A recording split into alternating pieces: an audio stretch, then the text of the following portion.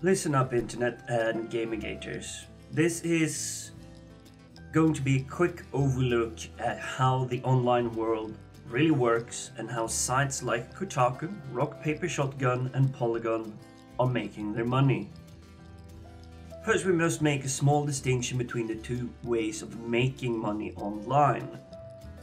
Yes, you should know that even though you're not giving money away directly, you're not buying any items, you're not buying any goods, with the hard-earned money you have in your bank account, each and every single action you do take online is worth a lot of money to a lot of people that knows how to make a profit from it.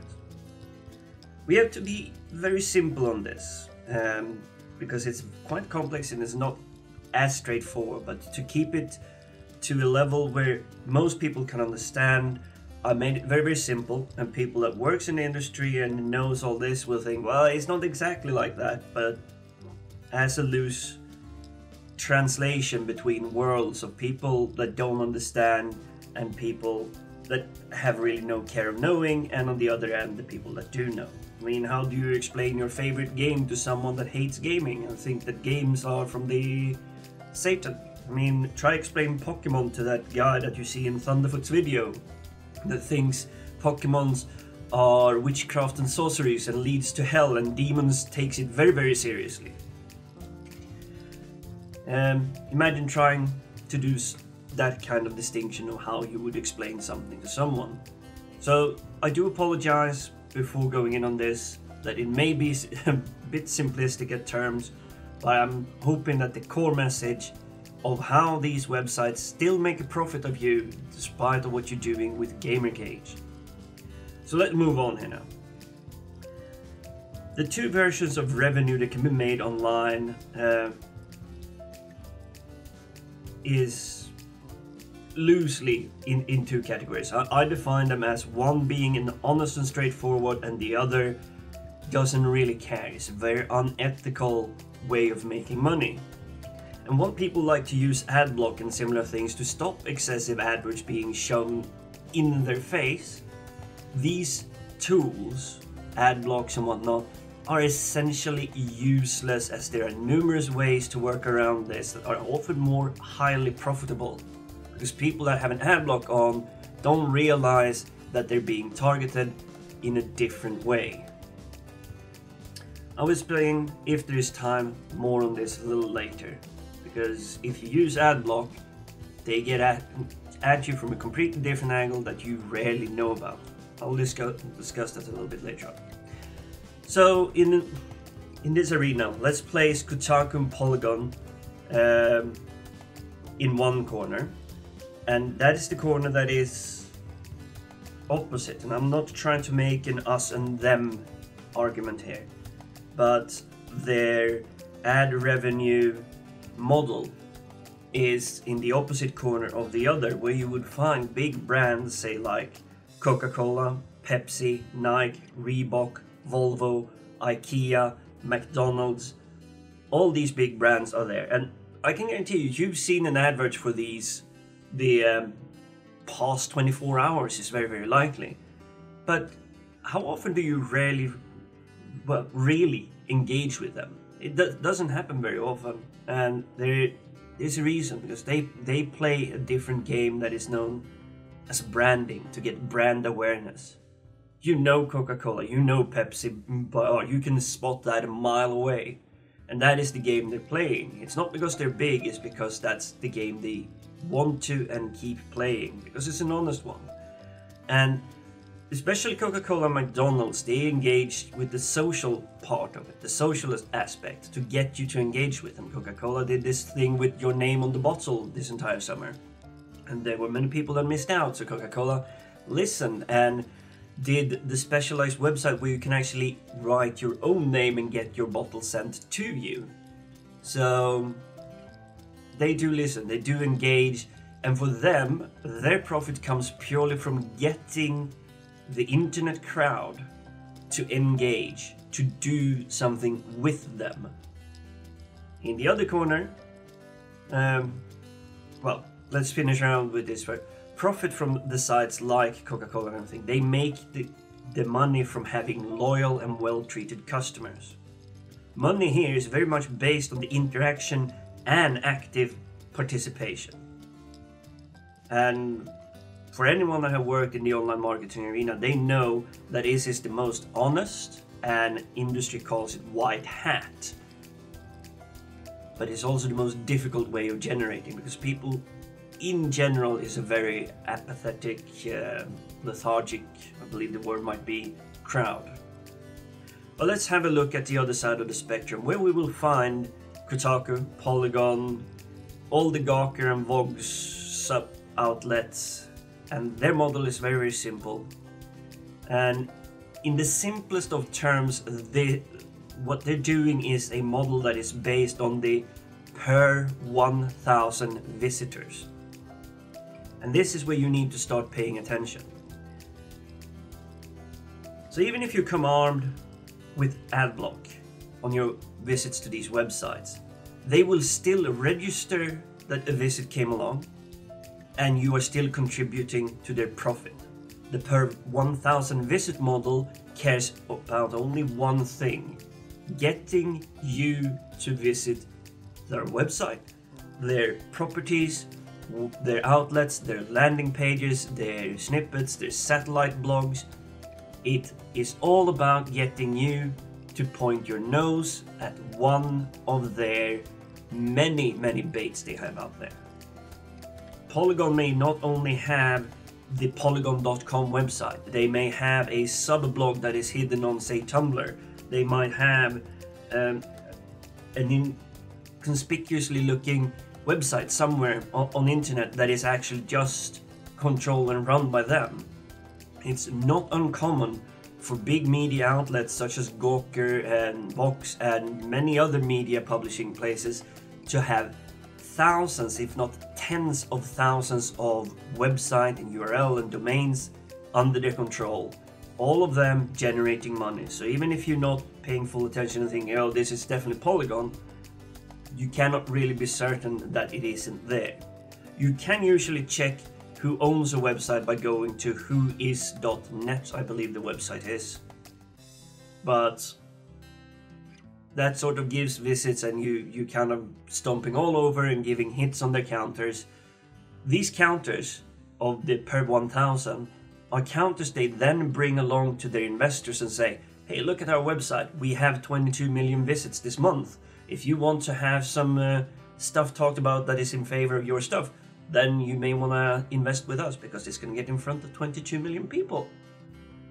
The good, the bad doesn't really matter into it. So this is also where you need to pay attention, because it holds quite true when it comes to social media. The social media accounts of, say, Lee Alexander, Nathan Grayson, Ben Kuchera, all these people that have been sort of vocal on the other side of GamerGate, they have a large following, and I think Nathan Grayson is, well, he's small fry compared to the other two. Only like 6,000 followers. But you can bet that they are using these Twitter accounts every time they go into an investment meeting or trying to up themselves for a job or whatever they're doing. They're saying, hey, look at my Twitter account, I have 27,000 followers. I know I'm doing the same sometimes when people ask me what I can help them with online. Although I've been out of the online marketing business for a very, very long time, I still have 15,000, well, I think it's below 15,000 now on my Twitter account. I'm not too fussed about it, because this is an account that has been built over a very, very long time. But I'm gonna get back in on this so I'm not wasting too much of your precious time. So this per 1,000, what does it really mean? What does all of it really mean? Well, the short of it is that Polygon, Kotaku and all the other gaming websites that have been pissing all over you for just being a gamer, they're still today, with GamerGate raging, sitting comfortably in the chairs, laughing, and they're counting the money as it comes rolling in, because that's what it does. Beyond the appalling ethics of issues surrounding their so-called journalism, it is also their business model to have you as a gamer being pissed. and being pissed on. So they're intentionally prodding you and saying, come on, react, you little shit, come on. And by treating you badly, because they get the result they want out of you, they get you to come visit them, they get you to go visit or follow them on Twitter to be able to keep more tabs on what bullshit they're really spewing. And eventually it leads to you being so fed up, so you start posting a comment, and you come back to respond to comments to your comments, and you'll tweet about websites, and you'll tweet about their stuff, and you hashtag about their stuff. All the while, you're helping them boost signal strength to their website. So all the while you're mentioning their names, their Twitter nicknames, their articles. This is heard loud and clear by online services such as Google and Bing that runs their search service algorithms by listening to what people are talking about, and through that determining or trying to determine what is most accurate when you Google and search for something. I've basically given you the introduction, the 101 to online marketing and how it operates, what it does. It's a very popular job genre recently, and it's quite likely that many of you have heard of the job role SEO, Search Engine Optimization, which is a quite profitable and lucrative business concept that is employed by almost every single company that is online nowadays. So what does an SEO, you ask, if you didn't know it before? Well, in as few words as possible, they manipulate search engine result pages, or SERPs, as they're known in the industry, for search terms, so that the result that you get on your screen when looking, or Googling, that is the common everyday slang for it, that these results that you get up on your screen will bring you to their websites rather than another website. I used to do this a while back. While I did not really work on sites with as much traffic as Kotaku and Polygon generates, I did work professionally with websites attracting hundreds of thousands of visits every single day. And I had several personal blogs to which I used the tactics I had learned to generate tens of thousands of visits per day. It was fairly profitable, and I did get a good thing going from it. It was a lot of work, and in the long run it wasn't really what I wanted to work with. But this was back in the 2008 when I really hadn't decided exactly what route to go down. And even at this time, there was talk about user engagement. Back in 2008, user engagement and UGC, which stands for user generated content. While some voices at that time were arguing for being ethical and trying to engage with value, there were more understanding and expressing that it does not really matter how you attract the visitor. All you need to do was really worrying about cleaning up the extreme stuff that do happen. Like openly racist messages, over-the-top hatred, and people targeting certain individual and trying to instigate them as a target. Very much the thing Anita Sarkeesian is so much a professional victim about. Like, oh, woe me, I'm so targeted. It seems today, though, that the bait that Gawker and Box controlled websites employ is all about that last bit that even back in 2008 was discussed, that maybe be a bit unethical, but it really doesn't matter how you attract the visitors if you employ this per 1,000 visit model. And their business model is all about getting you angry, getting you upset, and having a few people taking a little bit of extra flame. They get well paid for it. They get well paid to stand up on the ledge and piss on your head and then say that it's raining, to use Thunderfoot's very colorful expression or metaphor about that. Apologies for that, I've been talking for a long time here now.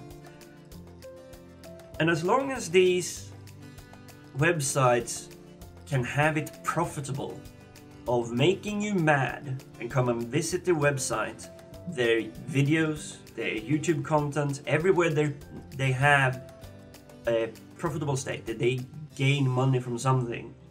They make the money of you going there, leaving a comment, and then coming back to respond to that comment. And every time you go to this page, you don't give any money, but you give that +1 that makes the video seem more popular, the content seem more popular.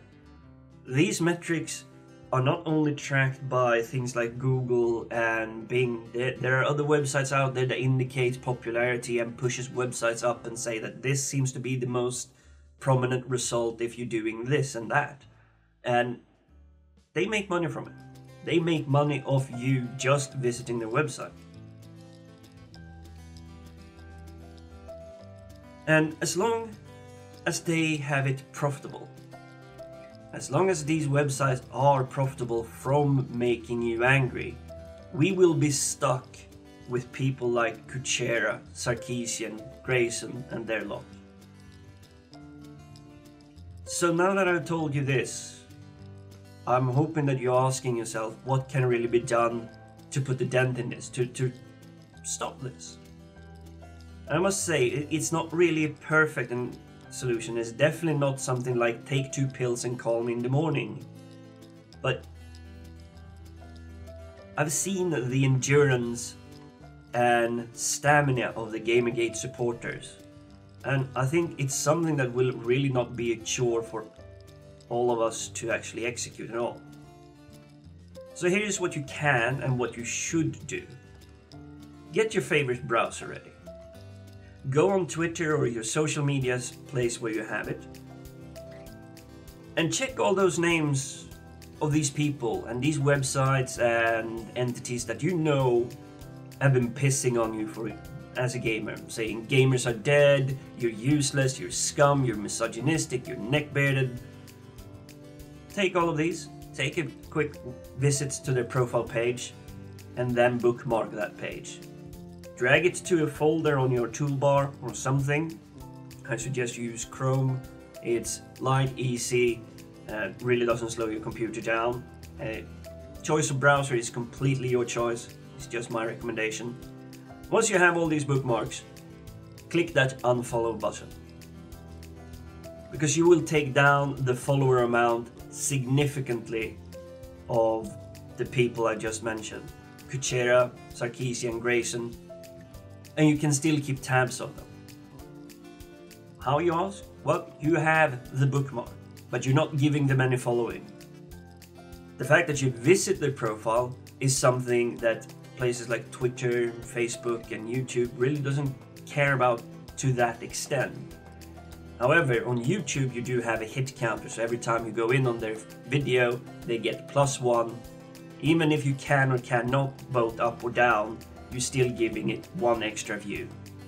And in Google's terms, they also give away the model of per 1,000. So for every 1,000 views you get on YouTube, you get a little bit of money. It's not a lot, but this channel alone, I have 25 subscribers, I believe, at this very moment on this channel. I think my videos have maximum of a few hundred views. I don't even think I've breached the 300 on any video yet, on a single video. But YouTube/Google is already paying me almost $1 a month in ad revenue from these videos alone. Now imagine how much money Anita Sarkeesian are getting, even on their low viewing videos that are about 300,000 views. So in that sense, be mindful of YouTube, because watching a video will give them a counter, will give them some revenue. But on Twitter, well, that's the easiest one to, without banning, without blocking, without doing the Sarkeesian effect thing of banning Thunderfoot or getting him suspended. And I don't think she may have pushed the button herself, but she definitely got people to use the automated block bots. She was definitely responsible for that.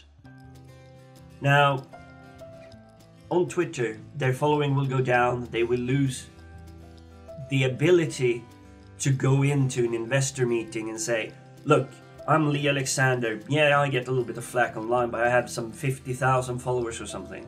I'm not sure if she has 50,000 or 30,000, I just had a quick glance. But if you stop giving them that follower number, then that's a good start. And seeing their follower number drop down really, really far, that's going to be only a good thing for us on the GamerGate side. So now that you've done that, be mindful of the YouTube bit. You can unsubscribe, but you can keep bookmark to their profile pages. And here's the best thing. They need these social media channels in order to survive and to promote their content. So they cannot block you when you anonymously visit their profile. You can still comment as long as you haven't been blocked by them, if you have been dumb enough to do any stupid thing like sending threats and using bad language. Stay clear of those things. Behave and confront them straight and honestly, and you should be fine. But don't give them that follower bit, because they have to be open. They cannot do their profile private so that you can't see what's going on. If they do that, they can't reach out to the general public, which they need to do constantly. They're trapped between that, so they still have to let you see what's going on and what they're saying. So, in one word, ruining their Twitter bit without resorting to their own tactics of banning, suspending, false flagging, DMCA, all these tactics that we know they're using, these social justice warriors, we just take away the support. Our little +1 that we give, we just take that away and we still keep an eye on them. So in one word, simples. Something that isn't simples is the websites themselves. You cannot avoid giving them a boost as easily as you can disable or minimize the social media power. Their websites are like their domain, their kingdom.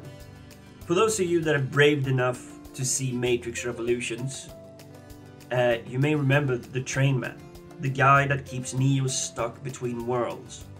When Neo tries to fight or challenge this, it's useless because the Trainman controls this particular part of the Matrix. Or really not the Matrix, it's just in between. So the Trainman makes all the rules and Neo cannot fight him. That is how you are when you step onto their websites. Their controlled domain, their controlled territory. Even if you're visiting their website with ad blocker and all other possible tools to disable ads, you will still add to their statistics and they make money off you from other sources. And this is what I said earlier on, that I will be going into it a little bit more now. A very common thing to do when you have a website that is visited by a lot of people, especially if you don't care about them, then is to accept sponsored articles. Public relations agencies and SEO companies often, if not at all times, and there are companies exclusively dedicated to this, employ the tactic to circumvent ad blocking website visitors by paying them prime money to write an article, a targeted article about pretty much anything. And you give your number to that, you visited that page, you read the article, you maybe just glanced over it, but you gave a visit, you gave a per 1,000 to it. Back in 2008, my tiny little blogs could get offers up to £100 for a 500-word article. I know that sounds like I was stuttering there as if I was telling a fib, but no. There were several times I got paid £100 to write a 500-word article. I had the right to be negative or positive as I saw fit. If I reviewed an item, all I had to do was really disclose the fact I did get the item from someone. and I used the item to push and promote back out. So I got something for free, I got money to review it, I did a review, and then I gave the item away to the people reading the website and saying, hey, comment on this and say something, did you read this? Here you go, you have a chance to win the item. Very, very common tactic, and I would say it's a lot more dominant now and in Scandinavia, where they have a lot of young cute girls as young as 11 reviewing makeup and mascara and lipsticks and whatnot, and giving and passing it on to others. Yes, you heard me right, there are 11-year-old kids in Sweden, or one 11-year-old girl in Sweden that reviews makeup as she was a professional fashion superstar, and she has millions of views on YouTube. But I'm getting beside the point here.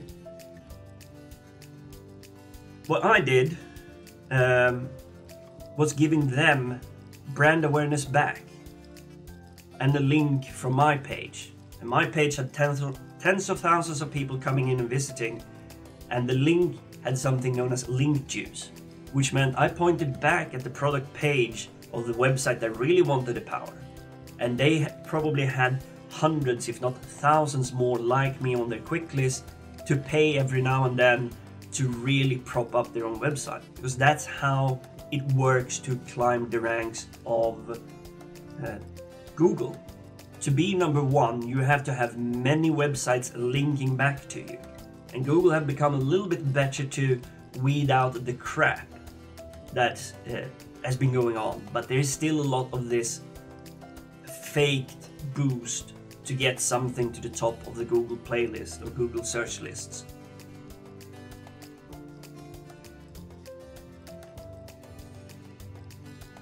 And I'm getting slightly off track here, but I'm trying to keep it focused because there's so much about this that could be good to know, and I'm trying to keep it as condensed as possible. The same is true with what I did with my articles, and had a lot of people looking at my articles and passing link juice through to their website. The same is true for stuff that happens on Facebook, Twitter, in the YouTube comment sections. Mentioning something or someone is adding to the overall noise that points to or leads to something.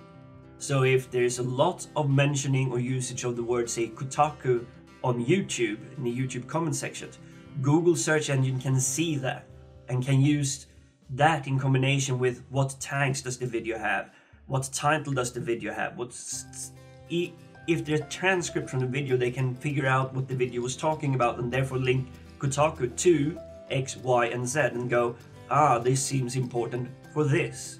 So next time you search for something that Kotaku was involved a lot in the comment section, and then all the things that was talked and done about these videos will give you search results that more than likely points to their website.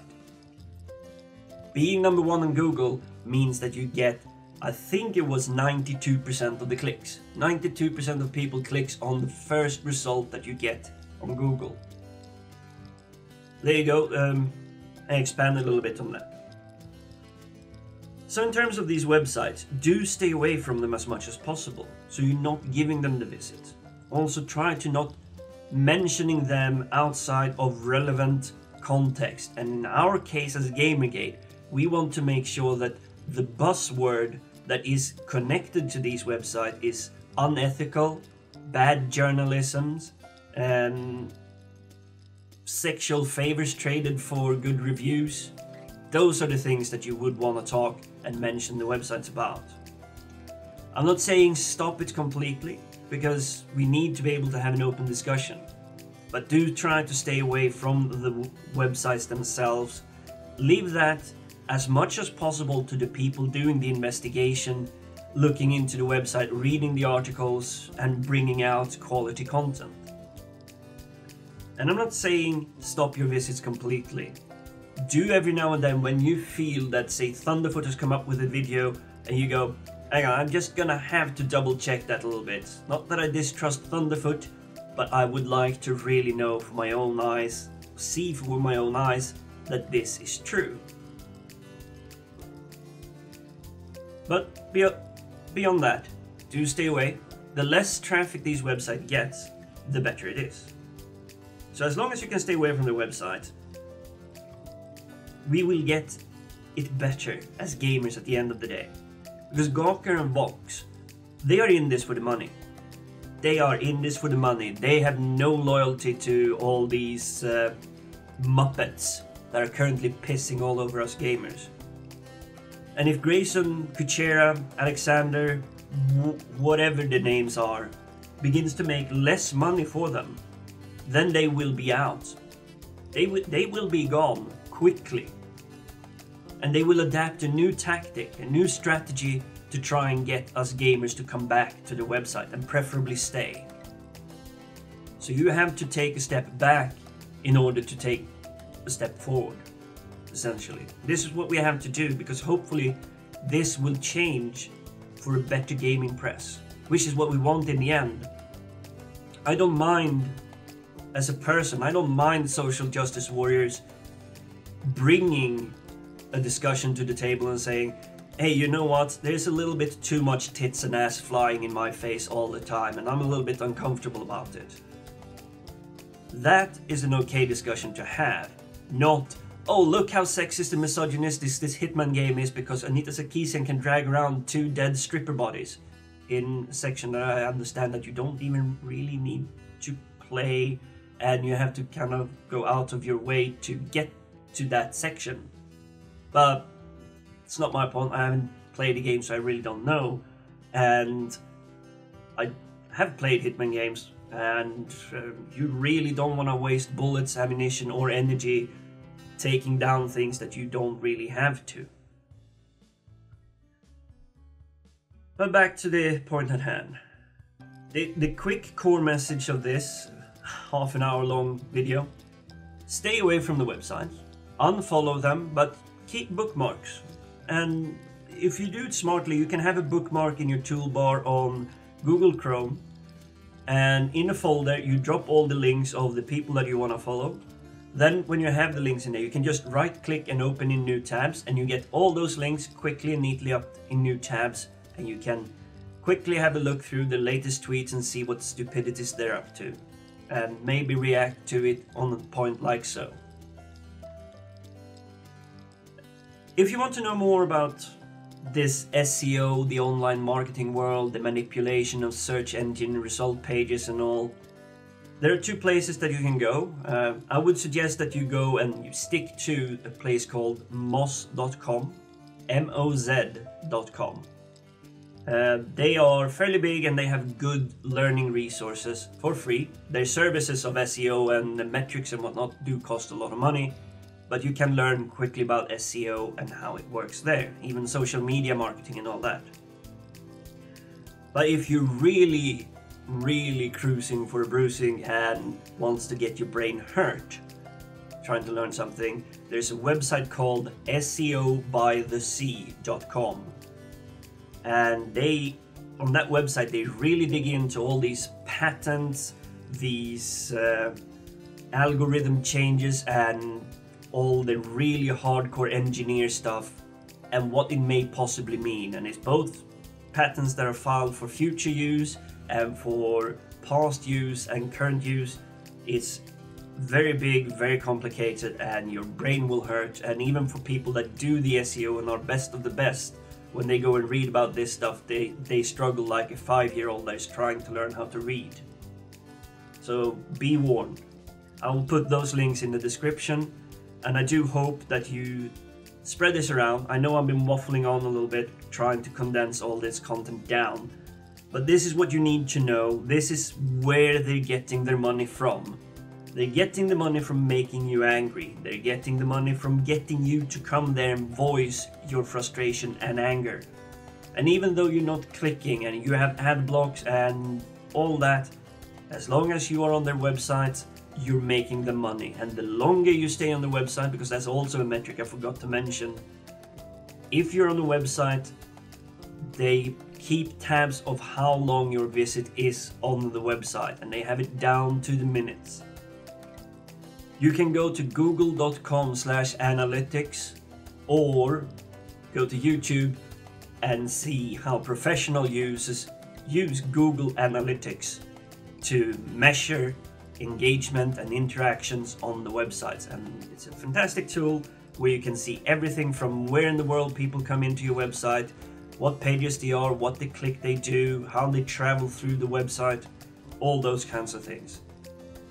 Big Brother is essentially watching without it being a conspiracy theory or anything like that. You're being tracked on everything you do, and even though you're anonymous, your actions on the websites are registered, and while they can't prove that it was you, you are still part of the per 1,000 and making a lot of money for these people.